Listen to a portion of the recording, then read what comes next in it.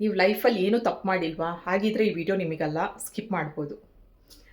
ಯಾರು skip ಮಾಡೋದಕ್ಕಾಗೋದಿಲ್ಲ. Because ತಪ್ಪು ಮಾಡದೇ ಇರೋರು ಯಾರಿದ್ದಾರೆ ಹೇಳಿ?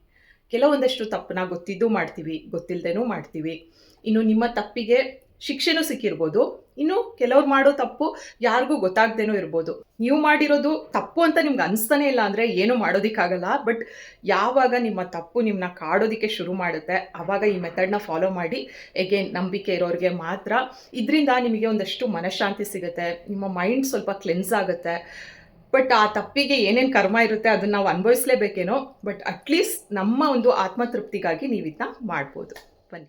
करचरणकृतं वा कायजं कर्मजं वा श्रवणनयनजं वा मानसं वपराधं विहितं वा सर्वमेतत्क्षमस्व। जय जय करुणाब्धे श्रीमहादेव शम्भो।